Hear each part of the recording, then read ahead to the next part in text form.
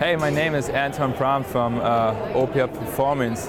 I work with a professional team overseas in the Division 1 in Germany. We play also the European Cup for club teams overseas. I also work for the USA national team since 2013 and be a part of the coaching staff on the road to Rio.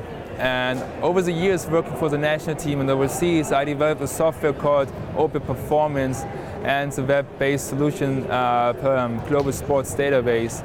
And what we do is we give coaches a tool on a very high level to predict performance, to analyze opponents, but all these in-depth statistical analysis are pre-made and accessible for any coach who collects some data. And what we realized over the years that coaches only look at performance indicators, which are really only tell you a small part of the big picture. So I suggest that we categorize performance indicators in 3 categories. The first one is short term, the second one intermediate, and the third long term.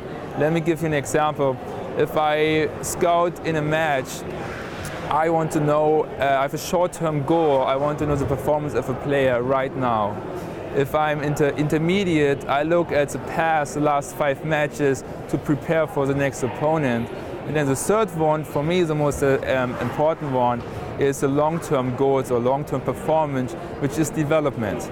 How are players developing over time? Are they on track? Is the development positive or negative? It's a very important feedback for coaches, also for their own coaching style. And I would like to see for high school and club coaches to look more to the development of a player, not only, oh, they were hitting 200 yesterday. Maybe 200 sounds bad, but if they were hitting before 150, they increase the performance by 25%. So I think it has a high value to look more at the development of a player over time than on a performance on one specific day to get the big picture. As closer we get into college and professional teams, the development is getting less important and the short-term goals, winning, is getting more important. But to create a winning team in the end, you need to develop your team first.